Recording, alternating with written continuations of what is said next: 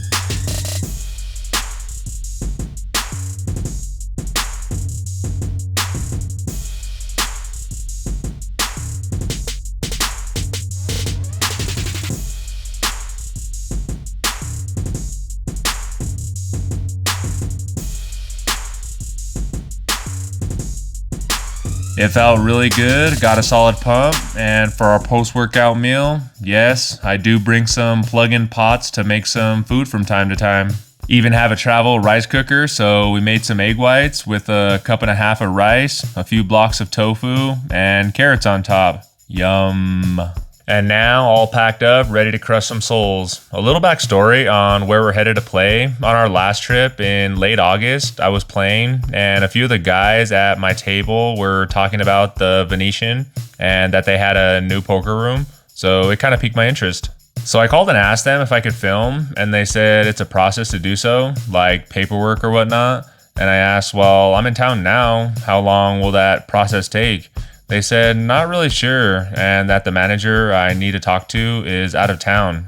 And it was already my 5th day of our week trip, so I was like, I'll just get his info and maybe on my next trip we can make it happen. So fast forward to now, I contacted the manager. We've been talking for a few weeks, just explaining this is who I am, what I do, can I vlog, etc. He didn't say sure right away. He asked me for my YouTube channel. He looked over my stuff and said, well, when you're back in town, we can meet and talk about the rules. So that brings us to today. I hit him up, said I was in town, and we have a meeting to go over the ground rules as far as what's allowed and what isn't. So we had that meeting. Super cool guy. We talked, and he was appreciative that I met with him first to go over everything. So long story short, he gave us the green light to film, and here we are. It's around 12:30 in the afternoon, and there's a seat available at the 3-5, the biggest game they have going on. So we sit down with the $1,200 max and get started. We start off with a few baby hands, taking it slow, getting a feel for the table, like a hitter in baseball, watching the first pitch go by, or in football, starting off with basic run plays, then getting after it with some play action, deep bombs. And speaking of bombs, that's what happens here. Our first real hand we get involved in is a $15 double board PLO bomb pot. It's almost a full table, so going 8 ways to 2 boards with 10-8, 6-5 with 3 clubs in the end of the gun. The top board is Ace Queen 9 Rainbow, and the bottom board is Jack 9 5 with 2 clubs. The blinds check and flow. We have a small pair and draws, but none of those draws are to the nuts, so definitely a below average situation for us. So we check as well. It checks around to the hijack, who senses some weakness and bets out, but only for $15. The cutoff folds, the button makes the call for 15, both blinds get out of the way, and this guy, or I should say kid, because he was younger than me, I think on a college senior trip with some buddies, he said he may have seen some of my videos, so we've been talking about the channel, and I figured if we're gonna give our money away to anyone, might as well give it to someone who has watched my videos. So we make the call for 15, the remaining players fold, so we are 3 ways to 2 turns, and looking for some help, which does not come. The top is a 3 of hearts and the bottom is a 10 of spades. I guess we have 2 pair on one board, but still needing more help overall. We check and flow to the hijack, who looks back at his cards, thinks for a bit, and bets again, but only 1 green chip. Not really sure if it's a sign of strength or weakness, not much change on the turns, but he did get called by 2 opponents on the flop, and then he continues with a small bet. The button lays it down, and now we have a decision to make. We don't have the best hand on either board, I can guarantee that. So we have to put some money in the middle, but question is, do we raise now or lead river? I want to raise now, but if we raise and get called, gonna have to make it massive on the river to get him to fold, or you can be trapping us and we're just donating money more than we should. I'm all for and okay with donating to viewers of the channel, but not more than is necessary. So we ultimately decide to just call and plan to lead river, hoping it's for value, hitting one of our draws, and bet enough to get him off a chop. The dealer burns, and the top river comes a jack of diamonds, and the bottom comes a 7 of hearts. Let's freaking go, straights on both boards. We had the plan to lead river regardless. Now that we hit our hands, how much do we bet is the question. Do we go full pot, 3/4 pot, half pot, or some other amount? Give you a few seconds to type in your guesses. Tick tock, tick tock, tick tock. All right, that's enough time. I guarantee none of you guys are gonna guess how much I bet. We decide on a super small amount of $75. We pull out the most amateurish move in the book, betting out super small that will guarantee us to get paid. Maybe we could have gone more for max value, but what can he have that will call a decent sized bet? A set perhaps, but we have the boards locked up, so I just wanted to make sure we got paid. Oh, good bet. I'll need to check back.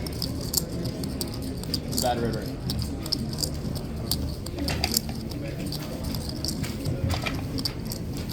Alright, I got 2 pair and I got 3 pair. I got 2 missed straight draws. 2 missed flush draws.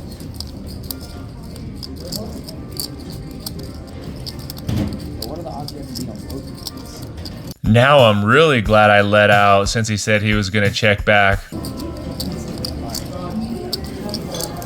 Alright, sorry. How cold? Wow, could not even get paid with such a small wager. Maybe he is low-key professional. I think he was up on the session, so in his mind, he didn't want to just donate $75. Good for him though. He made the correct decision this time, and he wanted to make the vlog, so even though he lost the hand, he still made it, so not all was lost.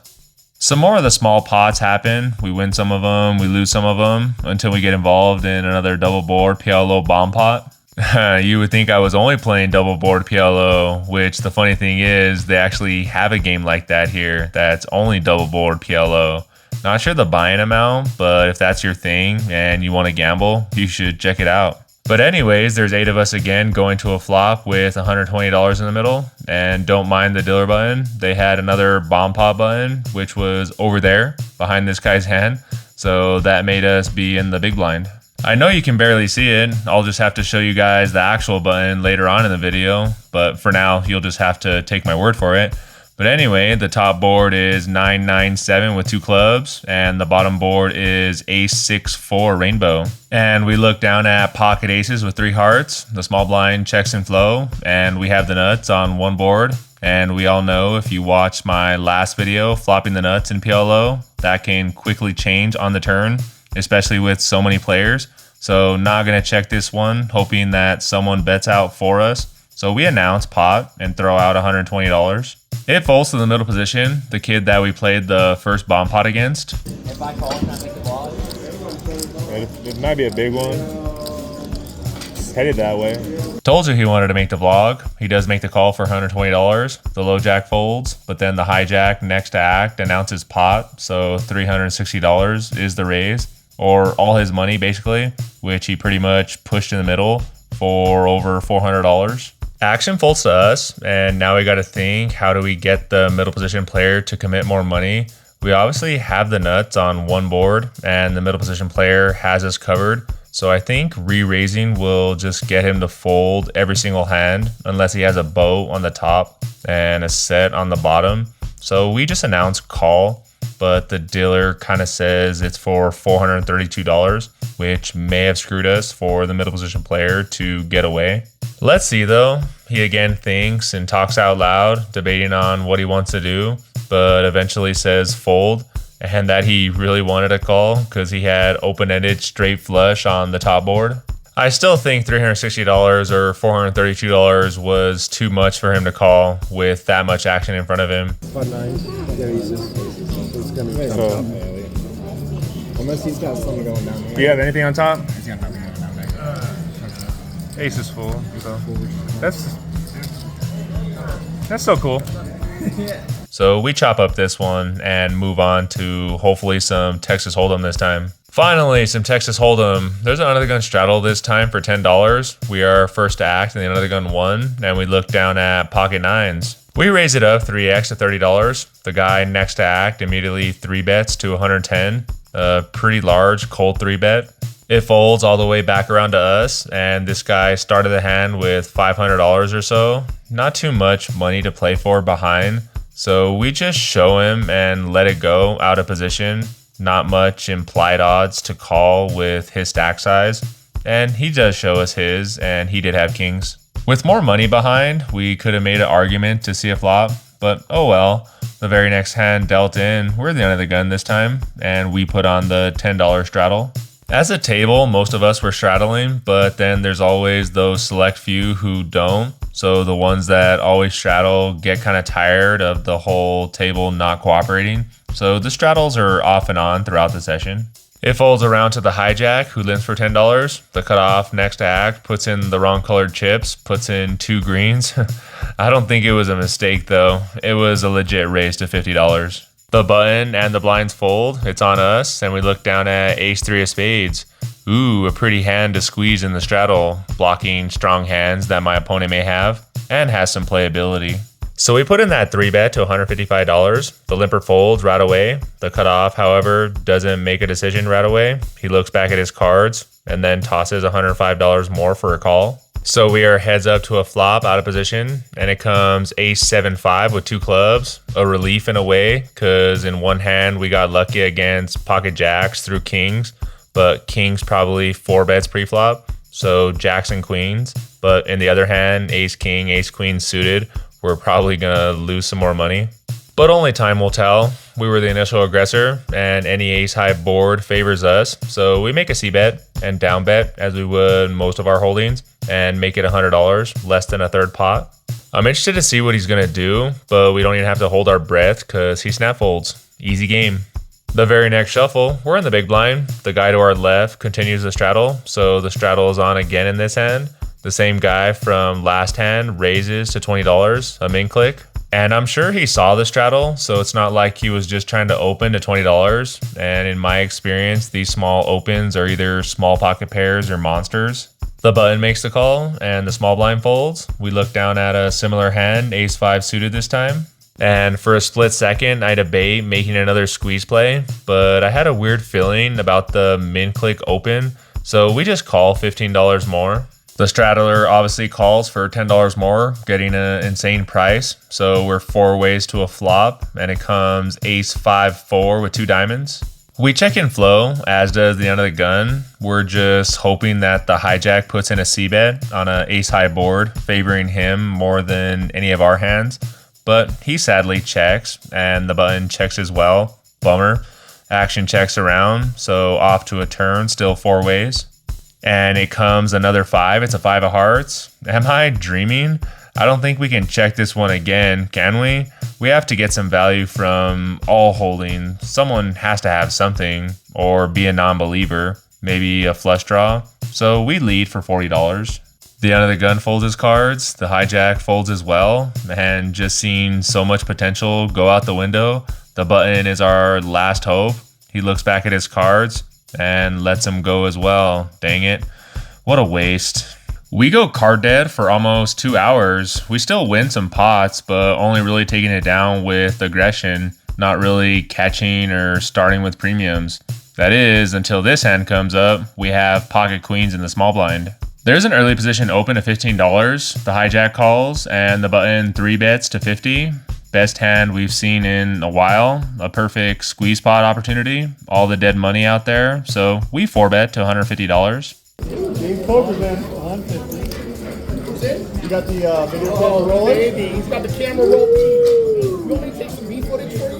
That'd be sick. Yeah, do it. We'll send you. You want it from this? Hold on, let me get it. Yeah, there you go. Yeah, there you go. Here we go. We'll get some beef camera footage for you. We'll text it to you. Heck yeah, getting the table involved, wanting to film on their end. I'm like, sure, go for it. So they start rolling, the big blind folds, early position, and hijack quickly muck, and the button jams for a little over $700. We have the third best starting hand in poker, have the cameras rolling, so let's flip for $1,400. Why not?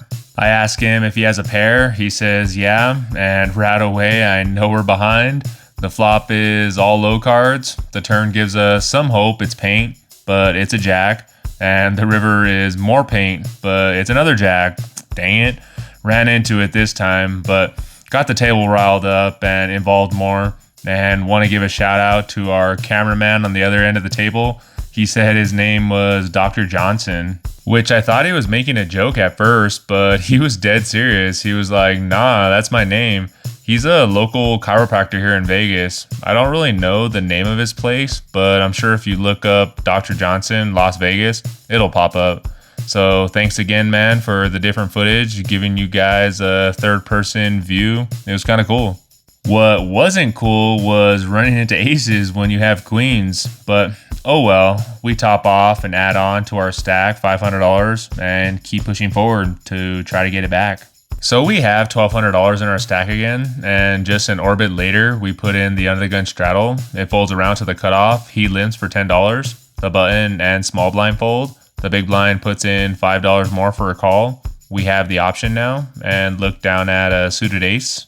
Not gonna check this one, a suited ace, a lot of dead money out there, so we raise it up to $40. The cutoff calls $30 more, and the big blind does as well, so we are 3 ways to a flop in between 2 opponents, and the flop comes king 9-2 with 2 spades. We have middle pair, and in this game it's hard to make a pair, so when the big blind checks in flow, we make a continuation bet and throw out $45.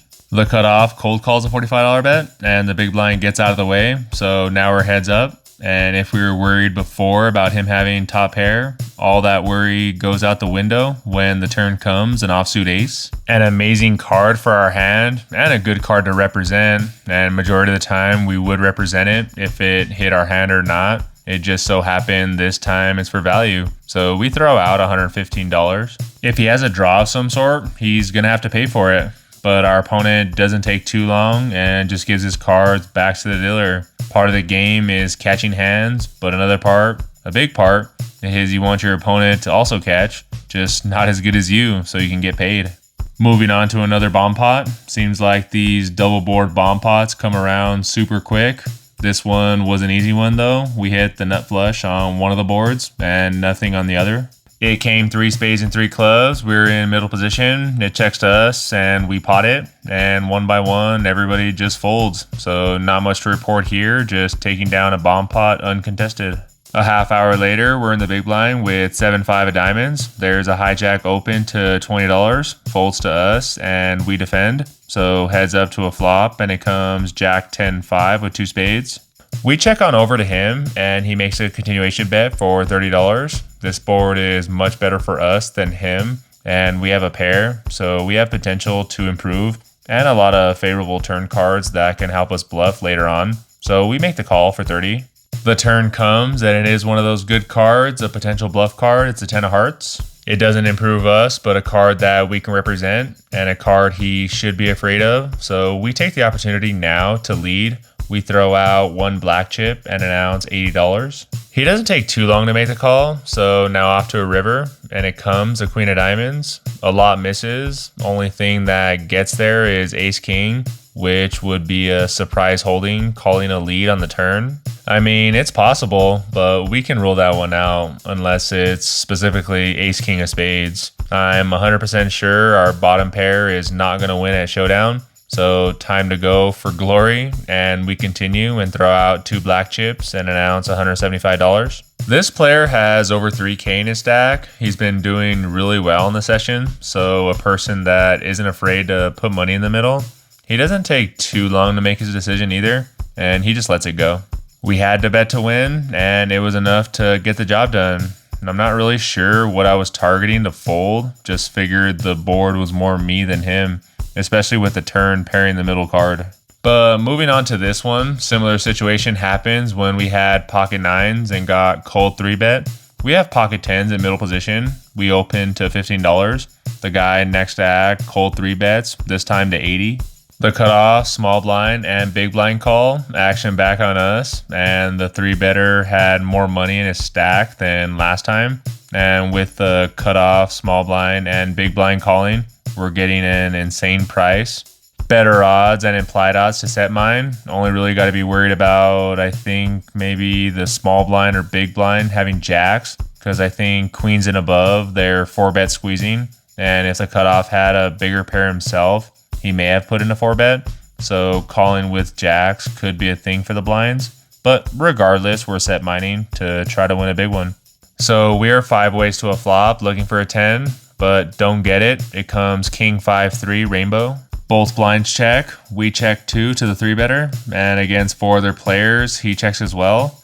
And the cutoff checks, so free card coming, and it looks like a black 10, but it's an 8 of clubs. The small blind takes it upon himself and leads on this card for $80, which is either ambitious or super strong with 4 other players in front of him, and nothing really for us to do but to let it go. And I don't think anyone called either, so never found out what he had. Back and forth, just back and forth. We're climbing slowly, only down now about 300 or 400. And see, told you guys they had that different bomb pot button. It goes around each time a bomb pot is played. It moves over to the next player. So if you stay at a table long enough, you'll eventually be on the button during a bomb pot hand, which in this hand we are. But unfortunately for us, we don't hit anything and are forced to fold.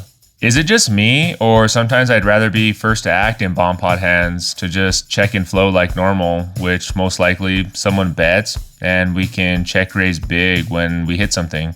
Just some food for thought. Curious to see what you guys think and how you like to play bomb pots. So like I was saying, still looking to fight back to get back in the green. When this hand comes up, we get pocket 10s again, this time in the cutoff. There's another gun straddle to $10. There's a middle position raise to 20. We call, the button calls, the small blind folds, and both big blind and the other gun come along. So multi-way to a flop. Again, looking to set mine. It has to happen at least once this session, right? Nope, apparently not. It comes queen 3-2 rainbow. Surprising, it checks around to us, and we take a stab for protection and to get rid of all the BS, which now I'm kind of regretting not doing pre-flop, but oh well, we throw out $25. And like clockwork, they all fold one by one, so maybe the same result if we 3-bet pre-flop, no more action for us. The very next shuffle, we get another solid hand. We look down at ace-king offsuit. The other gun player was on his phone and forgot to put the straddle on, so it's just a normal 3-5 hand. He folds his cards. The other gun won, limps for $5. The low jack folds, and we're next to act and bump things up to $25. More than usual. We have some making up to do, like I said, to get back to even. The cutoff folds, but the button calls. Dang it, wanted to be in position. The small blind calls, and the big blind and the limper fold, so we are 3 ways to a flop, sandwiched in between 2 opponents. And the flop comes ace king high. All right, we hit top 2 pair. It's going to be harder to get value since we blocked the high cards on the board, but we're going to try. when the small blind checks and flow to us, we throw out a continuation bet in the amount of $30. The button doesn't take too long before making the call, and the small blind doesn't really hesitate either. He calls. So nice, ace king versus ace nine maybe. That'll be nice. Only thing we don't want us to face is pocket nines. That would suck. And we're still 3 ways to a turn, and it comes the deuce of hearts, total blank. The good news for us, nothing changed, and the small blind checks again. We have to keep on betting for value, so we toss in 1 black chip for $100. The button takes his time on this decision and comes up with the same conclusion as last time. He calls, and so does the small blind. He calls. I'm like, what is happening? What can these guys have? I figure if we were behind a set of nines, we would have heard from someone by now. Or even another 2 pair, a raise of some sort should have been done at some point. I still feel confident with our hand, but maybe we're just milking ourselves some percentage of the time, because I don't really know what hands these guys can call 2 streets with. So I'm gonna put my guard up a little, just treading, and we're off to a river, hoping for a good one. But it's the exact opposite. It's a really bad card. It's a jack of spades. All right, I wouldn't say really bad card, just not a blank. I mean, queen 10 gets there, but unless it was specifically queen 10 of hearts, I doubt either of them have that. The small blind checks to us for a 3rd time, which I eliminate him having us beat, because on this run out, I'm sure he'd hate for us to check a hand like we have. So what do? Do we go into check call mode depending on the sizing, or do we continue trying to get value from other 2 pair combinations? Action is now on us, and the only thing I'm worried about is the button ruining our session. But would he really just call if he had a better hand than ours on the flop and the turn? A lot of thoughts are going through my head. So we decided to throw out $215, just hoping to not get raised or check raised. The button takes longer than he has on this decision than the others. And again, all I'm thinking is don't raise, please don't raise. And after about 20 seconds of tanking, he mucks his cards and the small blind snap folds. So kind of a weird hand, not gonna lie. I really had no idea what either of them had, but we take down a decent one nonetheless. We play another few orbits, but get nothing going, so just decide to call it a session, rack up our chips, head to the cage, and cash out.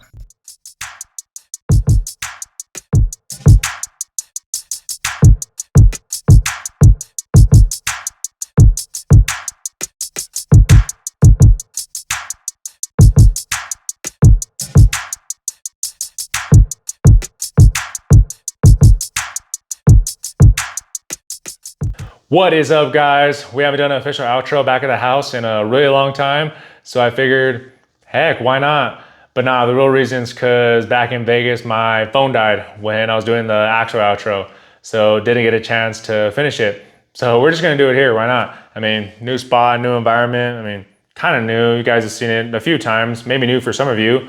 It's been a while, whatever. But speaking of brand new spot, new environment, you guys just saw a session, a 3-5 session at the new Venetian poker room. Brand new spot. I mean, you could just tell it's brand new. The table, the chairs, the felt, the chips aren't crazy sticky. I mean, it's just brand new. You can tell. It's been open maybe a month or 2 at most, and probably one of the bigger poker rooms on the strip, if I'm not mistaken. The structure of it is just out and open. I mean, it's huge. If you guys haven't seen it or checked it out, I'd highly recommend you guys checking it out, playing a session there, because it's a really nice spot. All the dealers, the staff were super nice, super professional. All the players were super chill, just drinking, having some fun, talkative, playing some cards. And we even got some third-party video footage for you guys for the first time on the channel. So that was unexpected and awesome. Can't complain there. The only complaint I do have is it took me forever to find. I was following all the signs. It took me like 10, 15 minutes. Poker room this way, poker room that way. I was like, all right, it's probably over there, and poker room that way. I finally had to break down and ask a security guard. I'm like, where is the poker room? I just want to play some cards. That's it. I just want to play some cards. How do I get there? And he pointed me in the right direction, and he kind of just escorted me. He's like, this guy's probably a little slow. So he kind of just escorted me. He's like, yeah, it's this way. I was like, thank you, sir. I wouldn't have found it if it wasn't for you. So, but once you go there once, I mean, you'll know where it's at. So I'll get there within a few minutes the next time. And I definitely want to go back hopefully I can go back my very next trip because it was an awesome spot, and hopefully I can see you guys there. But you guys are here for the numbers. As always, you guys like the numbers. So we fought back, we really did. We tried our hardest to fight back, and we were in the game for 1,200 originally. We added on after that one big hand, aces versus queens, which sucked. What are you gonna do? But we added on $500, so in the game total for 1,700, out for 1,592. So a little bit of L on the day, but after 6, maybe even a little bit more, 6.5 hours, I mean, that's really nothing. So it was an awesome time, awesome session. I mean, got a lot of hands for you guys, a lot of double board bomb pots, which was awesome. I think they even have a game there that's only double board bomb pots, which is kind of scary. So, I mean, the variance on that game is probably just insane. So if you want to gamble, I mean, that's the game for you. But like you saw in the last video, we are going to stick to 2 cards, hold them for a while. I mean, double board bomb pots, whenever the dealer changed, whatever, that's still cool. But sticking to 2 cards for now, and probably, yeah, like I said, for a while. But I do want to share with you guys something that we did the following day, which was awesome. We've been to Vegas numerous times and never been to this spot, but we actually checked out the Museum of Illusions, which was insane. I think I seen it online, not really sure where, but somewhere online, and it just looked super cool. So we were kind of just like, hey, let's go check it out. I'm like, all right, I'm down, let's go do it. Something new, something different. And I do not regret it because it was super fun, super entertaining. I even think I had more fun than some of the little kids that were there, not gonna lie. Some of the interactive things to push, to twist, whatever, to look at, all the rooms, the mirrors. I mean, you didn't even know what you're looking at half the time. You're like, what am I witnessing right now? Like, are my eyes playing tricks on me? Is my brain not really functioning properly right now? Because what am I looking at? But it was super fun. I mean, you just have to see it for yourself, literally. And a lot of people were taking videos, taking pictures, and it kind of made me think, and kind of brings me to something that I've talked about a lot on this channel about the whole no vlogging at certain places. On the wall or on the floor, they had signs saying, stand here, take pictures. Or on the walls throughout the whole museum, they had signs saying, take pictures or take videos and share us or tag us on social media. And it kind of made me think, like, I mean, I kind of get riled up talking about this, not gonna lie, but it still frustrates the hell out of me that this still exists, that this is still a thing. I mean, if any casino or poker room is watching this or listening right now, take notes. Like, seriously, take notes, because this establishment is doing something right. Like, they have mastered the art of marketing and advertising. We, the consumer, are doing it for them. We have our phones out, taking pictures, posting on whatever social media platform, saying, hey, this is cool, check this out. And that's how we went. I mean, we saw it on social media and we checked it out. If it wasn't for social media, seeing a picture, seeing a video of it, probably never would have gone. So it brings people in. Like, I don't get how they don't, it doesn't click in their head that this is a thing. If they just had a sign on the wall saying, it's okay to film, good or bad, do it. Like, I just don't get it. I just don't see the cons of not allowing somebody to film, like their hand, like what I'm doing, poker vlogging. I mean, I can go on and on about the pros, like it'll help so much, but I mean, that'll be a really long video. But I do appreciate the Venetian manager and just poker room in general allowing me to play and film. I will definitely be back because, I mean, like I said, it was just an amazing spot, so you got to check it out for yourself. But that's all I really got for you guys today. I mean, have a blessed day. As always, good luck on the tables, good luck on the felt. Hopefully you win a lot of money. You guys deserve it. And just always remember, I'm Matty Ice. This is Gaines Poker. Peace out.